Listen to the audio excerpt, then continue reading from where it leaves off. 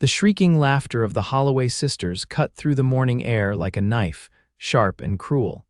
As Charlotte Meadows struggled to mount her father's draft horse in the center of Timber Creek's dusty Main Street.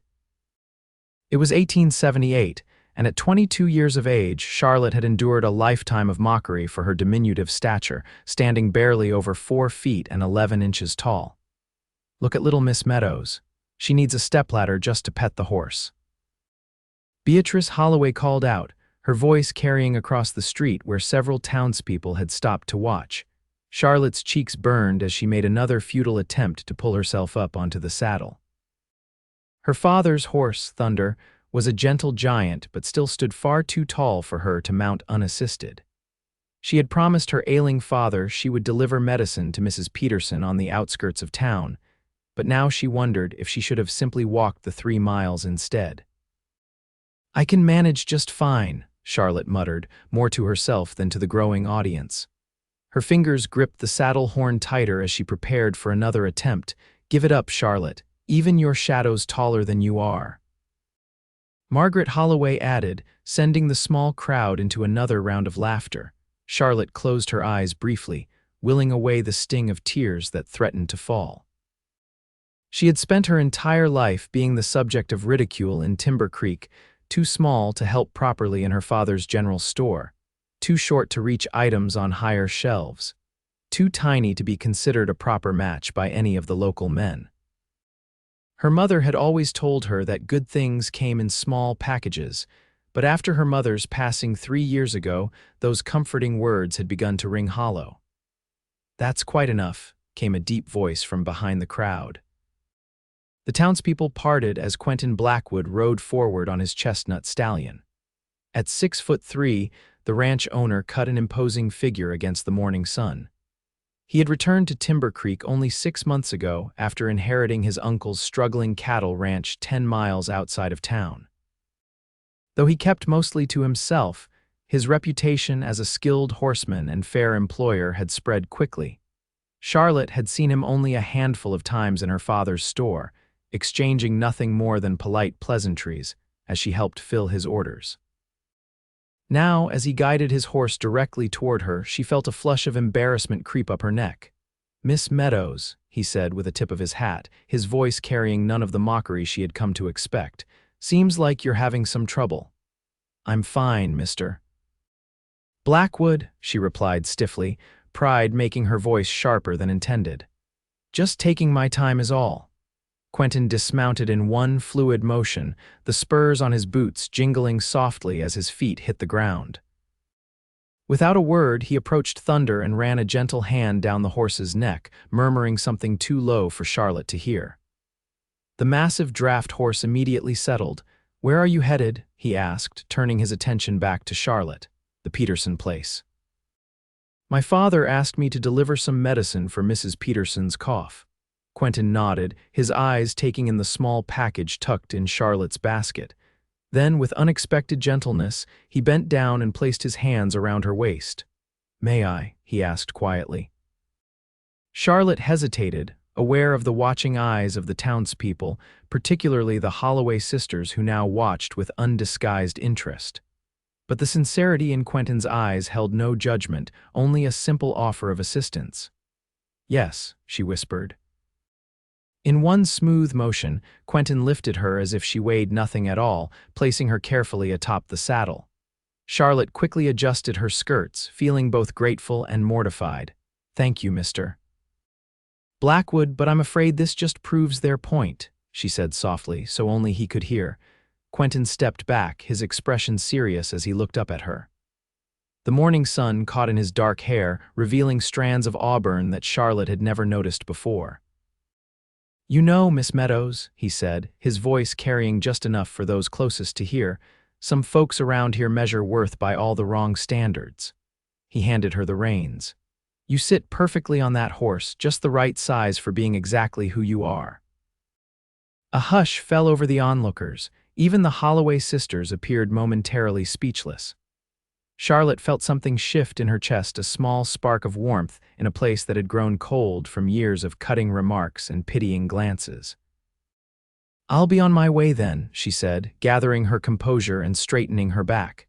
"Thank you, Mr. Blackwood." "My pleasure, Miss Meadows," he replied with another tip of his hat. He stepped back, watching as she urged Thunder forward with a gentle nudge of her heels. As Charlotte rode past the now silent crowd, she caught the thoughtful look on Quentin Blackwood's face, a look that, for the first time in her life, made her feel not too small at all, but perhaps just right. The 3-mile ride to the Peterson homestead gave Charlotte ample time to replay the morning's events in her mind. The way Quentin had come to her aid without hesitation, how his hands had been strong yet gentle as he lifted her onto Thunder, and most of all, the way his words had silenced the mockery that had followed her all her life. The Peterson place came into view, a modest cabin with a newly built barn and a small vegetable garden where Mrs. Peterson grew the medicinal herbs she used to supplement the doctor's treatments. Charlotte guided Thunder to the hitching post and slid down from the saddle with practiced care, landing with a soft thud on the packed earth. "Charlotte Meadows, is that you?" Mrs. Peterson called from the doorway, wiping her hands on her apron. Despite her persistent cough, the widow maintained an air of cheerful resilience that Charlotte had always admired. "Good morning, Mrs. Peterson. Father sent me with your medicine," Charlotte said, retrieving the small package from her basket. "Bless you both. Come in, come in. I've just made a fresh pot of tea." Inside the cabin, as Charlotte explained the proper dosage her father had written out, Mrs. Peterson studied her with knowing eyes. "You seem different today," she observed, taking a sip of her tea. "Something's changed in you." Charlotte felt her cheeks warm. "I don't know what you mean. There's a light in your eyes that wasn't there before. Did something happen in town?" Charlotte hesitated before recounting the morning's events, from the Holloway sisters' taunts to Quentin Blackwood's unexpected intervention. As she spoke, she found herself lingering on details she hadn't fully registered in the moment, the way the sun had highlighted the angles of his face, how his eyes had held hers with unwavering respect. Mrs. Peterson smiled knowingly. "Quentin Blackwood, you say? Now there's a man cut from different cloth than most in these parts. His uncle, God rest his soul, was just the same, judged people by their character, not by appearances." "I hardly know him," Charlotte said quickly. "He's only been in the store a few times since he returned." "Sometimes a moment is all it takes to see a person truly," Mrs. Peterson replied. "And from what you've told me, he saw you when others only saw what you weren't." The ride back to town felt shorter, Charlotte's mind full of Mrs. Peterson's words and her own confused feelings. She had long ago resigned herself to a life of spinsterhood, assisting her father in the store until he passed, then likely continuing alone. Romance was a luxury for girls like the Holloway sisters, tall, conventionally beautiful, and from families with means. Not for the too small daughter of a widowed shopkeeper. As she approached the outskirts of Timber Creek, Charlotte spotted a familiar chestnut stallion and its rider coming from the direction of the Blackwood Ranch. Her heart skipped unexpectedly as Quentin slowed his horse upon seeing her. "Miss Meadows," he greeted her, guiding his mount alongside Thunder. "I trust Mrs. Peterson received her medicine." "She did, thank you," Charlotte replied, suddenly conscious of every word. "She's most grateful." Quentin nodded, his eyes taking in the western sky where clouds were beginning to gather. "Looks like we might get that rain the farmers have been praying for." "That would be a blessing. Father says the dry spell has been hard on everyone's crops this year." A comfortable silence fell between them as they rode side by side into town. Charlotte found herself stealing glances at his profile, noting the straight line of his nose, the slight cleft in his chin, the way his shoulders seemed broad enough to carry the weight of his ranch and then some. "Miss Meadows," Quentin said suddenly, breaking the silence. "I wonder if you might permit me to call on you properly sometime." Charlotte nearly pulled Thunder to a complete stop in shock. "Call on me?" "Yes," he said simply. "Perhaps for dinner at the hotel restaurant next Saturday evening." Charlotte searched his expression for any sign of mockery or pity, but found only earnest inquiry. Still, doubt crept in, the years of ridicule having built walls around her heart. "Mr. Blackwood, if this is out of some sense of chivalry or pity after this morning, it is not, he interrupted firmly. I've wanted to ask since the third time I came into your father's store and you remembered exactly what supplies I needed before I even asked. You have a sharp mind and a kind way about you that's rare in these parts. Charlotte felt a warmth spread through her chest at his words. Then yes, Mr. Blackwood, I would be pleased to accept your invitation. The smile that spread across his face made him look younger, less weathered by the harsh frontier life. Excellent, I'll call for you at 6 if that suits. As they reached the center of town, Charlotte became aware of curious glances from passers-by, no doubt wondering why Quentin Blackwood was riding alongside the diminutive Miss Meadows as if they were old friends. For once, she found herself unconcerned with their judgment. This is where we part ways, she said as they approached her father's store. Thank you for the company, Mr. Blackwood. Quentin, please, he said, at least when we're not in the company of gossips. Quentin, she tested the name, finding she liked the way it felt. Then you must call me Charlotte. Charlotte, he repeated, as if savoring the sound. Until Saturday. As he rode away, Charlotte dismounted with more confidence than she had felt that morning.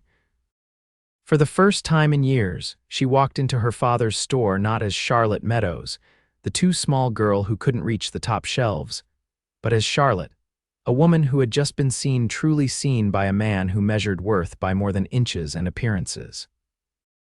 By the time Saturday evening arrived, news of Quentin Blackwood's dinner invitation to Charlotte Meadows had spread through Timber Creek like wildfire.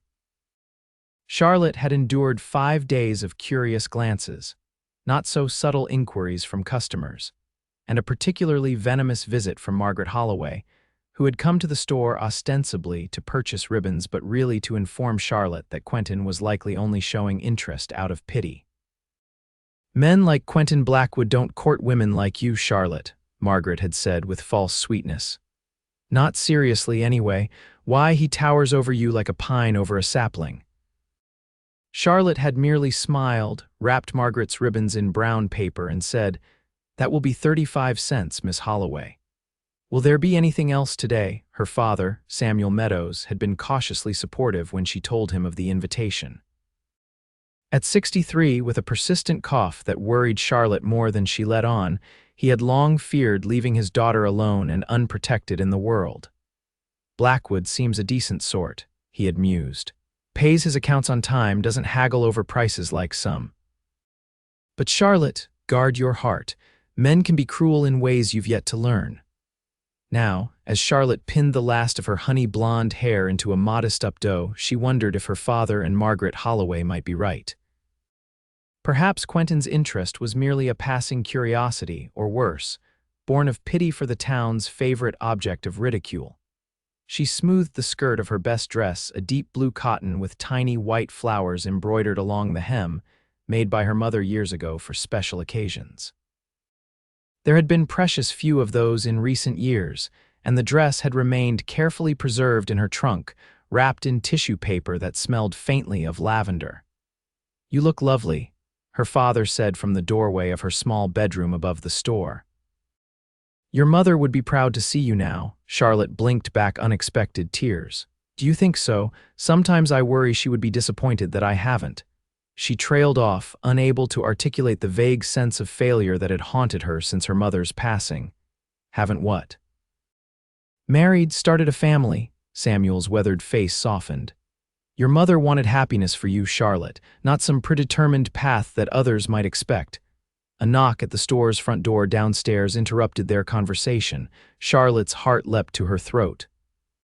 That will be Mr. Blackwood, she said, smoothing her dress one final time. I'll go down first, her father said. Give a father his right to size up your suitor properly. Charlotte followed her father down the narrow staircase that led from their living quarters to the store below. Through the large front windows, she could see Quentin waiting patiently, dressed in what was clearly his best outfit, a crisp white shirt, dark waistcoat, and polished boots that made him look even taller than usual. Samuel unlocked the door, greeting Quentin with a firm handshake. Evening, Blackwood. I expect my daughter home by 10, no later. Yes, sir, Quentin replied respectfully. "You have my word."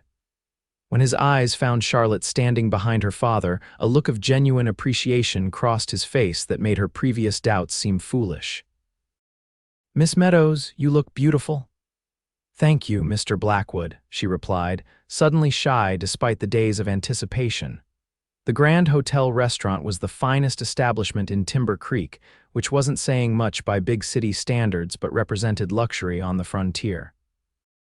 Gas lamps cast a warm glow over the half-dozen tables covered in white linen, most occupied by the town's more affluent citizens, the bank manager and his wife, the doctor and his family, and to Charlotte's dismay, both Holloway sisters with their parents.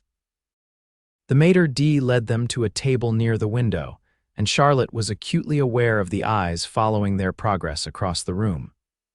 Quentin, however, seemed oblivious to the attention, his focus entirely on ensuring Charlotte was comfortably seated before taking his own chair.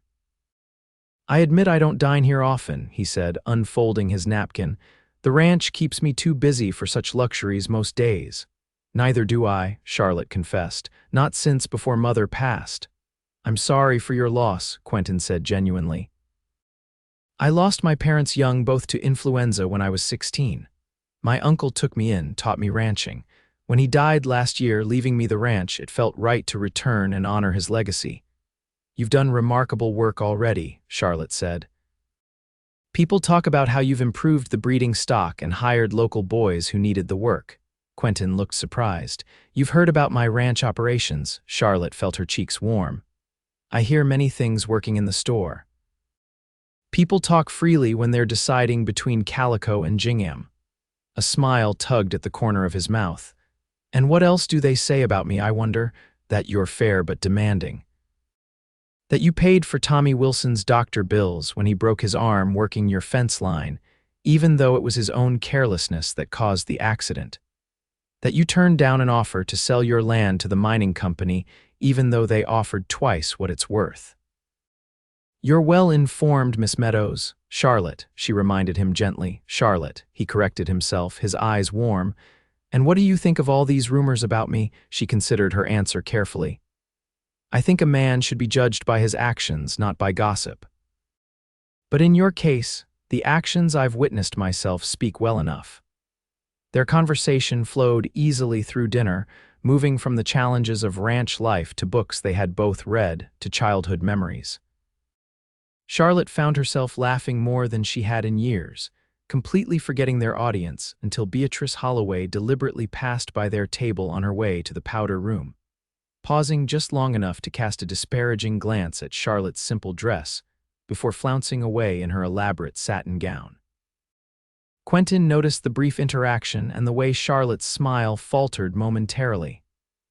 "The Holloway sisters seem to have made it their mission to disapprove of you," he observed quietly. Charlotte shrugged, trying to appear unaffected. "They disapprove of anyone who might draw attention away from themselves, however briefly." "Then they must be perpetually disapproving because you draw far more than brief attention," Quentin said, his gaze direct and unwavering. The sincerity in his voice caught Charlotte off guard. "Mr. Blackwood." "Quentin, you needn't say such things. I'm well aware of my limitations." "Limitations?" His brow furrowed. "I see none." "Please," she said, dropping her voice. "I've spent my entire life being reminded that I am too small for this world. Too small to reach things, too small to be taken seriously, too small to be considered a proper woman by most men's standards. I've made my peace with it." Quentin's expression grew serious. "Then most men are fools. Size has nothing to do with worth, Charlotte. My uncle was a large man, nearly as tall as me and twice as broad, but his spirit was small, constrained by fear and bitterness until he learned better. And I've known men who stood no taller than a fence post, who possessed courage that giants would envy." He reached across the table, his large hand covering her much smaller one. "When I look at you, I don't see someone too small. I see someone perfectly sized for her own life." Charlotte felt something crack open inside her chest, a wall she had built long ago to protect herself from hope. "You barely know me," she whispered. "I'm learning," he replied simply. "And I would like to continue if you'll permit it." As they walked back to the store after dinner, the evening air cool against Charlotte's flushed cheeks, Quentin offered his arm. She hesitated only briefly before placing her hand in the crook of his elbow, acutely aware of the difference in their heights but finding, surprisingly, that it bothered her less than before. "Thank you for a lovely evening," she said as they reached the store's entrance. "The pleasure was entirely mine," Quentin replied. "Would you allow me to call on you again, perhaps Sunday after church? We could take a picnic by the creek if the weather holds." Charlotte found herself nodding before doubt could creep in. "I would like that." Quentin smiled, then bent down slightly, his intention clear. Charlotte held her breath as he pressed a gentle kiss to her cheek, his lips warm against her skin. "Good night, Charlotte Meadows," he said softly. "Sleep well." As Charlotte watched him walk away, his tall figure silhouetted against the moonlit street, she pressed her fingers to the spot where his lips had touched her cheek and allowed herself, for the first time in years, to imagine a future different from the lonely one she had resigned herself to. Inside, her father waited up in his chair by the stove, pretending to read last month's newspaper. "Had a nice time, did you?" he asked, trying to sound casual. "Yes," Charlotte replied, unable to keep the smile from her voice. "A very nice time indeed." Over the following weeks, Quentin became a regular presence in Charlotte's life. True to his word, he took her for a Sunday picnic by the creek, where they spent hours talking and watching the clouds drift overhead. The following Wednesday, he arrived at the store just before closing with a small bouquet of wildflowers he had gathered himself. Saturday evening found them at the town social, where Quentin led Charlotte through every dance despite the whispers and stares their pairing generated. "You don't have to dance every one with me," Charlotte told him during a brief rest. "I'm sure there are other ladies who would welcome your attention." Quentin's gaze never wavered from her face. "I'm exactly where I want to be." As July turned to August, the summer heat intensified, baking the streets of Timber Creek into hard-packed dust that rose in clouds with each passing horse and wagon. Charlotte's father's cough worsened in the dry conditions, despite the herbal remedies' misses. Peterson provided, and the expensive medicine Dr. Howard prescribed. "You should rest more," Charlotte insisted one evening as she helped her father up the stairs to their quarters after a particularly long day in the store. "Can't afford to rest," Samuel replied between coughs. "The store won't run itself." "I can manage the store," Charlotte said firmly. "I've been doing most of the work anyway these past months." Samuel didn't argue, which worried Charlotte more than if he had protested. Once she had settled him into bed with a cup of tea laced with honey and whiskey, she sat at their small kitchen table and faced the accounts book with determination. The store was doing well enough, but her father's medical expenses were mounting. If his condition continued to deteriorate, they would need to hire help, an expense they could ill afford. A soft knock at the back door startled her from her calculations. She opened it to find Quentin standing there, concern etched on his features. "Mrs. Tyler mentioned your father seemed poorly today when she came by the ranch to deliver eggs," he explained. "I thought I'd check on you both." Charlotte felt a surge of gratitude at his thoughtfulness. "Father's resting now, his cough is worse, and I'm worried about him pushing himself too hard." Quentin glanced at the open accounts book on the table. "May I?" he asked, gesturing to a chair. Charlotte hesitated, pride warring with practicality. "It's not your concern, Quentin. It concerns you, so it concerns me," he replied simply, taking a seat when she nodded reluctantly. For the next hour, they pored over the accounts together. Quentin's experience running his ranch proved unexpectedly valuable as he suggested ways to streamline orders and reduce waste. When Charlotte mentioned the need for additional help, he immediately offered a solution. "Jacob Miller's boy, Thomas, is looking for work. He's 15, strong for his age, and honest to a fault. I'd hire him myself if I had need of another hand right now." "We couldn't pay much," Charlotte admitted. "He'd work for fair wages and the opportunity to learn a trade." Not every boy is cut out for ranching or mining. By the time Quentin left that night, Charlotte had a plan for approaching Thomas Miller and a lighter heart despite her worries about her father. At the door, Quentin took her hand in his, his thumb tracing gentle circles on her palm. "Charlotte," he said, his voice lower than usual. "I want you to know that you don't have to face any of this alone. Whatever happens with your father, whatever comes next, I'm here." Charlotte looked up at him, this man who had entered her life so unexpectedly and changed it so completely in such a short time. "Why?" she asked, the question that had lingered in the back of her mind finally finding voice. "Why me, Quentin? Of all the women in Timber Creek. Because from the moment I walked into your store and saw you helping old Mrs. Finch find the exact shade of yarn she wanted with such patience and care, I knew you were someone special," he interrupted. "Because you've faced mockery and small-mindedness with dignity your entire life when lesser souls would have grown bitter. Because when you smile, really smile, not the polite one you give customers, it lights up your whole face in a way that makes me want to be the cause of that smile as often as possible." He cupped her cheek with his free hand. "And because when I'm with you, I feel like I've finally found the home I've been searching for since my parents died." Before Charlotte could respond, he leaned down and kissed her not on the cheek this time, but softly on the lips, a question and a promise wrapped into one gentle touch. When he pulled away, Charlotte found herself rising on tiptoe to follow, prolonging the contact for a heartbeat longer. "Good night, Charlotte," he whispered against her lips. "I'll see you tomorrow." As promised, Thomas Miller began working at Meadows' general store the following Monday.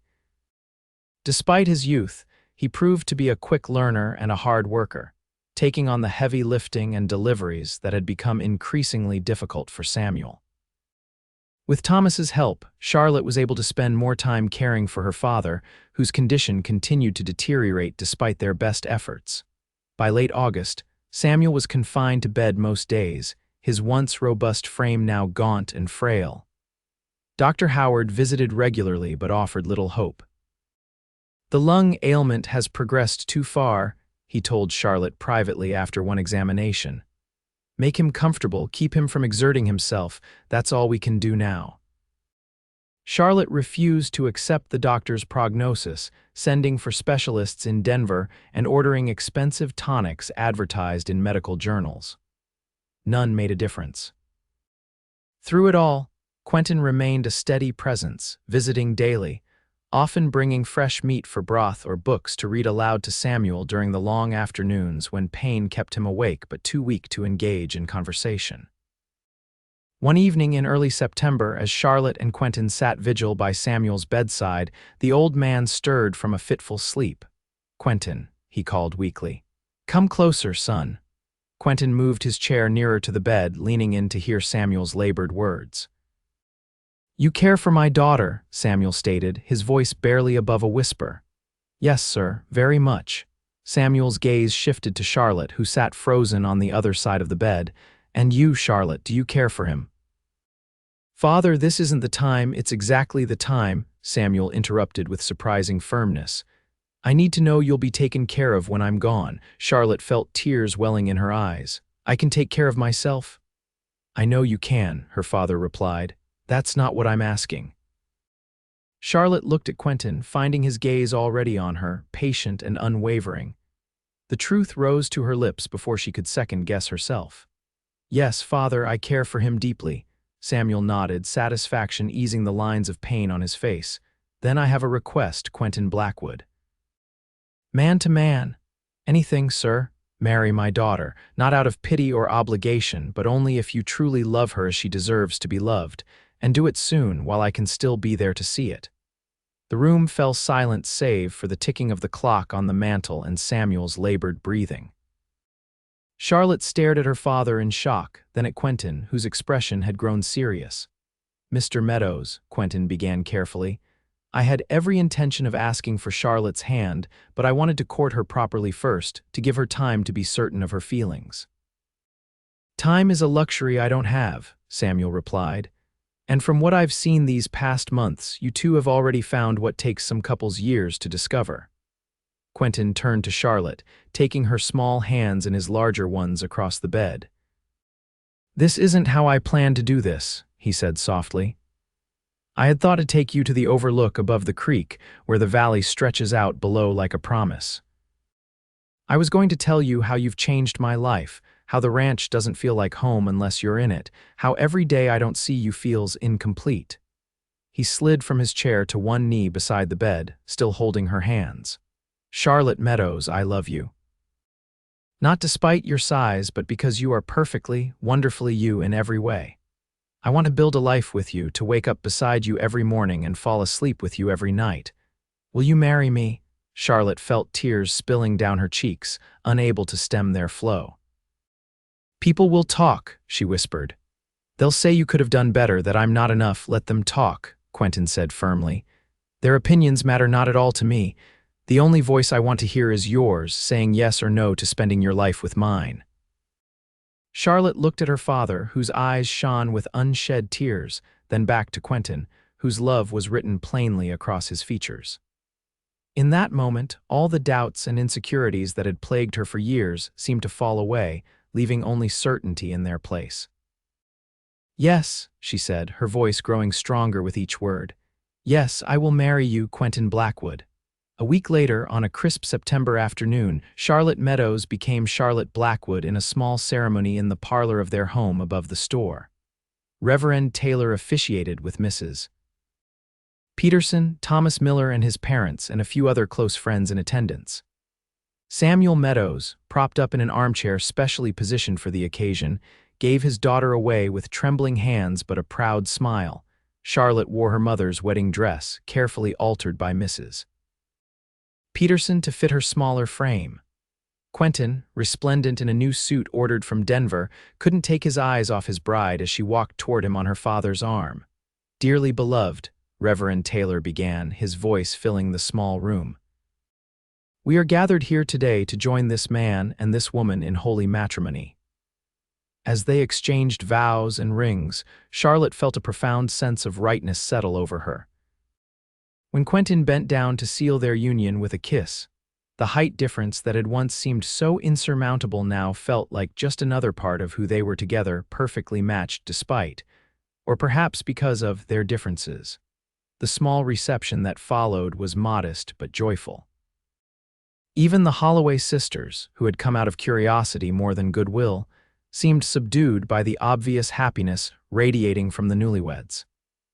As Charlotte cut the wedding cake Mrs. Miller had baked, she caught Beatrice watching her with an expression that might almost have been envy. Samuel held on long enough to see Charlotte and Quentin settled into their new life together.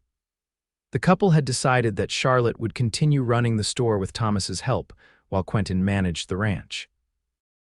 They would split their time between the apartment above the store and the ranch house, ensuring that Samuel was never alone and that both businesses received the attention they needed. 2 weeks after the wedding, on a peaceful October morning, Samuel Meadows passed away in his sleep, his daughter's hand clasped in his. The funeral was well attended, a testament to the respect the townspeople had for the old shopkeeper despite their treatment of his daughter over the years. As winter descended on Timber Creek, Charlotte found herself adapting to her new dual life. Weekdays were spent at the store, with Quentin riding in from the ranch when his work allowed. Weekends found her at the ranch, learning its rhythms and making the somewhat neglected house into a home. The ranch hands, initially wary of their boss's petite wife, soon came to respect her sharp mind and unfailing kindness. Christmas brought the first heavy snow, transforming the landscape into a white wonderland. Charlotte decorated both the store and the ranch house with evergreen boughs and red ribbons, determined to make their first Christmas as husband and wife memorable. On Christmas Eve, as they sat before the fire in the ranch house after a festive dinner with the hands, Quentin presented Charlotte with a small package wrapped in silver paper. "Merry Christmas, Mrs. Blackwood," he said, his eyes twinkling in the firelight. Charlotte unwrapped the gift carefully to reveal a velvet box. Inside nestled a delicate gold locket engraved with intertwined initials C and Q. "Open it," Quentin urged softly. Inside, she found a tiny portrait of her father on one side, smiling the way she remembered him before illness had claimed his vitality. On the other side was a small piece of paper with a date written in Quentin's neat hand, a date exactly 9 months in the future. Charlotte looked up at her husband in confusion. "What's this date?" Quentin's smile widened as he placed his hand gently on her still flat stomach. "The day our child is due to arrive, according to Dr. Howard's estimation this morning." Charlotte's hands flew to her mouth. "A baby." "We're having a baby, we are," Quentin confirmed, gathering her into his arms as joy bubbled up in laughter and tears. "Dr. Howard is quite certain. He says you're about 6 weeks along." "But how did you know before I did?" Charlotte asked, wiping happy tears from her cheeks. Quentin chuckled. "You've been falling asleep at the dinner table for 2 weeks, love. And you turned quite green yesterday when Mrs. Peterson brought over that rabbit stew." Charlotte laughed, resting her head against her husband's chest. "A baby," she whispered, the word filling her with wonder and terror in equal measure. "Do you think I'll be a good mother?" Quentin tilted her chin up to meet his gaze. "You will be an extraordinary mother, Charlotte Blackwood. Our child will be the luckiest in the territory to have you." As the winter months passed, Charlotte's body began to change, her tiny frame gradually accommodating the new life growing within. Dr. Howard monitored her closely, concerned about her small stature, but pronounced both mother and child to be progressing well at each visit. Word of the pregnancy spread through Timber Creek like all news did in small towns. Most offered genuine congratulations, but Charlotte couldn't help noticing the concerned glances some of the older women exchanged, or the way conversations sometimes stopped when she entered the store. "They're worried about you," Quentin said one evening as they lay in bed, his hand resting protectively over the small but distinct swell of her abdomen. "Small women sometimes have difficult deliveries." "I'm stronger than I look," Charlotte replied, though her own fears sometimes kept her awake at night. "This baby is part of both of us. Your strength and my determination will be fine." As spring arrived, bringing new life to the ranch and increased business to the store, Charlotte found herself embracing her changing body with growing confidence. Quentin's unwavering admiration helped, as did Mrs. Peterson's practical advice drawn from years of assisting at births around the territory. By summer, Charlotte had handed most of the store's daily operations over to Thomas, who at 16 had proven himself more than capable. She divided her time between supervising the business from a comfortable chair by the window and preparing the ranch house for the baby's arrival. Quentin had insisted on building a cradle himself, spending evenings carefully sanding and polishing the pine wood until it gleamed. In late July, as Charlotte entered her 8th month, an unexpected visitor arrived at the store. Margaret Holloway, now Margaret Wilson, following her spring wedding to the banker's son. "Charlotte," she greeted, her voice lacking its usual sharp edge, "you're looking well." Charlotte eased herself out of her chair, one hand supporting her substantial belly. "Thank you, Margaret. What brings you in today?" Margaret fidgeted with her gloves, uncharacteristically hesitant. "I'm expecting as well," she finally said, "just 3 months along." "No one knows yet except James and my mother." Charlotte's eyes widened in surprise. "Congratulations, that's wonderful news." "Is it?" Margaret asked, sudden vulnerability breaking through her composed exterior. "I'm terrified, Charlotte, absolutely terrified. And then, I thought of you who everyone always underestimated, carrying on with such grace despite." She gestured vaguely at Charlotte's small frame supporting her pregnant belly. Charlotte found herself softening toward the woman who had once been her chief tormentor. "Pregnancy is frightening for every woman, I think, no matter her size or circumstances.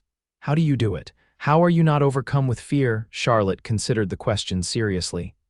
"I am afraid sometimes," she admitted. "But then I remember that women have been doing this since the beginning of time. And I have Quentin and Mrs. Peterson and Dr. Howard. I'm not alone, and neither are you, Margaret." To Charlotte's astonishment, tears welled in Margaret's eyes. "I've treated you abominably for years." "Why are you being kind to me now?" "Because holding on to bitterness serves no purpose," Charlotte replied simply. "And because perhaps we could both use a friend who understands what we're going through." That unexpected conversation marked the beginning of a tentative friendship between the two women. Margaret began visiting regularly, bringing questions about pregnancy and motherhood that her own mother, with her rigid propriety, refused to discuss openly. Charlotte found herself sharing the wisdom Mrs. Peterson had passed on, along with her own experiences as her body prepared for birth. August brought stifling heat and increasing discomfort for Charlotte. Dr. Howard ordered bed rest for the final weeks, concerned about her swollen ankles and the baby's large size relative to her frame. Quentin moved their bedroom downstairs in the ranch house to spare Charlotte the stairs, and hired a local girl to help with cooking and cleaning. "I feel useless," Charlotte complained as Quentin helped her into a more comfortable position in bed. "You're growing our child," he reminded her, pressing a kiss to her forehead. "There's nothing more useful or miraculous than that." On a sweltering afternoon in early September, exactly on the date Quentin had written in the locket 9 months earlier, Charlotte went into labor. Mrs. Peterson arrived within the hour, bringing her decades of midwifery experience, followed shortly by Dr. Howard with his medical bag. The labor progressed steadily through the afternoon and into the evening. Quentin paced the hallway outside, barred from the birthing room by convention but refusing to leave the house despite the ranch hand's attempts to distract him with tales of a broken fence that needed immediate attention. "The fence can wait," he told his foreman firmly. "My place is here." As midnight approached, Charlotte's cries grew more frequent and intense. Dr. Howard emerged briefly to wash his hands, his expression grave enough to stop Quentin's pacing. "The baby is large and positioned awkwardly," he explained in low tones. "Mrs. Peterson and I are doing everything we can, but you should prepare yourself, Mr. Blackwood. These situations can become dangerous for both mother and child." Quentin felt the blood drain from his face. "Let me see her." "That's not customary, damn custom," Quentin interrupted, his voice breaking. "That's my wife, the woman I love. If there's danger, I need to be with her." Dr. Howard hesitated, then nodded reluctantly. "Perhaps your presence will give her strength. She'll need it for what's ahead." Inside the bedroom, Charlotte lay exhausted, her face flushed and hair damp with sweat. Mrs. Peterson was applying cool cloths to her forehead while murmuring encouragement. When Charlotte saw Quentin enter, her eyes widened in surprise. "You're not supposed to be here," she whispered as he knelt beside the bed and took her hand. "Wild horses couldn't keep me away," he replied, pressing her knuckles to his lips. "I'm right here with you, Charlotte. We'll do this together." For the next 2 hours, Quentin remained by her side, supporting her through each contraction, wiping her brow and whispering words of love and encouragement. When Dr. Howard finally instructed Charlotte to push with all her might, Quentin held her upright, lending her his strength. "I can't," Charlotte sobbed after several unsuccessful attempts. "I'm not strong enough." "You are the strongest person I've ever known," Quentin said fiercely. "You can do this, Charlotte, for our baby, for us." With a final, tremendous effort that seemed to draw on reserves of strength she didn't know she possessed, Charlotte pushed their child into the world. The baby's angry wail filled the room moments later, a sound so perfect that both parents burst into tears. "A boy, Doctor Howard announced, placing the squalling infant on Charlotte's chest after Mrs. Peterson had quickly cleaned and wrapped him. "A healthy, perfect boy." Charlotte gazed down at their son in wonder, counting tiny fingers and toes, marveling at the thatch of dark hair so like his father's. "Hello, Samuel," she whispered, the name they had chosen months ago to honor her father. "We've been waiting for you."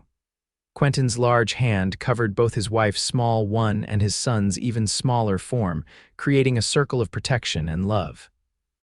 "He's beautiful," he said, his voice thick with emotion, "just like his mother." As dawn broke over the ranch, casting golden light through the bedroom windows, Charlotte watched her husband cradling their newborn son with hands that could break a wild horse, but now touched the infant with infinite gentleness. The contrast of Quentin's large frame holding Samuel's tiny one struck her as perfectly right, a visual representation of the way love could bridge any difference. "What are you thinking?" Quentin asked, noticing her thoughtful gaze. "I'm thinking about the day we met," Charlotte replied softly. "When you lifted me onto Thunder and told me I was the perfect size, I didn't believe you then. And now, Charlotte smiled, feeling complete in a way she never had before. Now I know you were right. I'm exactly the size I'm meant to be, big enough to run a store, to love a good man, to bring a child into this world. Big enough for everything that matters. Quentin carefully returned Samuel to her arms, then sat on the edge of the bed, drawing both his wife and son into his embrace. Perfect size indeed, he murmured against her hair, for being exactly who you are, Charlotte Blackwood, exactly who you are. In the years that followed, the Blackwood family thrived. The general store expanded under Thomas Miller's dedicated management, with Charlotte overseeing the accounts and ordering from the ranch. Quentin's cattle operation grew to be one of the most successful in the territory, known for quality stock and fair business practices. Samuel Quentin Blackwood grew strong and tall like his father, but with his mother's honey blonde hair and thoughtful nature. When he was 3, he was joined by a sister, Eleanor Rose, who, despite being born nearly a month early, proved to be as strong-willed as both her parents combined. The family divided their time between the ranch and town, becoming pillars of the Timber Creek community. Charlotte's friendship with Margaret Wilson deepened as they navigated motherhood together, their children becoming playmates despite the former animosity between their mothers. On warm summer evenings, the Blackwoods often sat on the ranch house porch, watching their children play in the yard as the sun set over the mountains. During one such evening, as 6-year-old Samuel taught 2-year-old Eleanor how to catch fireflies, Quentin pulled Charlotte onto his lap in the porch swing. "Happy?" he asked, wrapping his arms around her waist. Charlotte leaned back against his chest, watching their children's delight as a firefly glowed within Samuel's cupped hands. "Completely," she replied.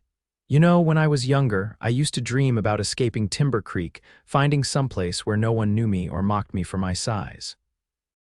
And now I can't imagine being anywhere else," she said truthfully. "This is where I found you, where we built our family, where I finally learned that being small never meant being less." Quentin tightened his embrace, resting his chin on top of her head. "You taught me that too, you know. That the measure of a person has nothing to do with inches or pounds, but with how much love they're capable of giving. And by that measure, Charlotte Blackwood, you are the greatest woman I've ever known." As twilight deepened into night, Samuel and Eleanor raced up to the porch, eager to show their parents the fireflies they'd captured in a glass jar. Charlotte slid from Quentin's lap to kneel at eye level with her children, her heart full as she marveled at these two perfect beings they had created together.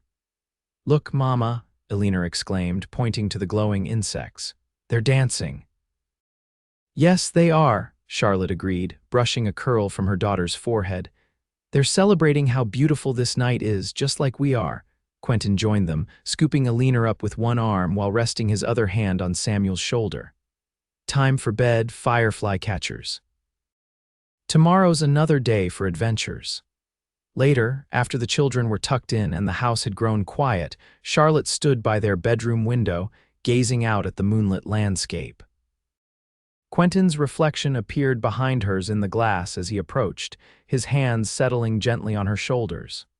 "What are you thinking about so seriously?" he asked. Charlotte turned to face him, rising on tiptoe as he bent down to meet her halfway, a dance they had perfected over the years, each accommodating the other naturally now. "I was thinking about that day in town when the Holloway sisters were mocking me for not being able to mount Thunder," she admitted. "How mortified I was, how certain I was that I'd spend my life being ridiculed." Quentin brushed a strand of hair from her face. "And then I ruined their fun by pointing out how perfect you were," he recalled with a slight smile. "You changed everything that day," Charlotte said softly. "Not just by defending me, but by seeing me, truly seeing me when everyone else only saw what I wasn't." "I saw exactly who you were," Quentin corrected, gathering her into his arms. "A woman whose spirit and heart were larger than life, no matter her physical size. A woman I knew immediately I wanted to spend my life getting to know better." Charlotte stood on tiptoe to kiss him, pouring a decade of love and gratitude into the gesture. When they parted, she rested her head against his chest, listening to the steady beat of his heart. "Mrs. Blackwood," Quentin murmured against her hair. "Do you recall what I told you that first day when I lifted you onto Thunder?" Charlotte smiled, the memory as clear as if it had happened yesterday rather than 10 years ago. "You said I was just the right size for being exactly who I am." "The truest words I've ever spoken," Quentin replied, lifting her into his arms as easily as he had that first day, though now with the practiced familiarity of a husband who had carried his wife over thresholds, through rain puddles, and to bed countless times. "And every day since has only proven how right I was." As he carried her to their bed, Charlotte wrapped her arms around his neck, reflecting on how far they had come from that fateful morning in Timber Creek's dusty Main Street. The path hadn't always been easy. They had weathered droughts that threatened the ranch, economic downturns that challenged the store, the normal strains of marriage and parenthood, but through it all, they had faced each challenge together, their different strengths complementing each other perfectly. "I love you, Quentin Blackwood," she whispered as he laid her gently on their bed, "for seeing the me that even I couldn't see back then." "And I love you, Charlotte Blackwood," he replied, stretching out beside her and drawing her close. "For being exactly, perfectly you, no more, no less, than the woman I want to spend every day of my life with." In the quiet darkness of their bedroom, with the sounds of the ranch settling for the night around them and their children sleeping peacefully down the hall, Charlotte Blackwood finally understood that she had never been too small for this world. Rather, in the arms of the man who loved her, in the hearts of the children she had borne, in the community she had helped build, she had found exactly where she belonged, not despite her size, but perfectly, wonderfully, completely herself.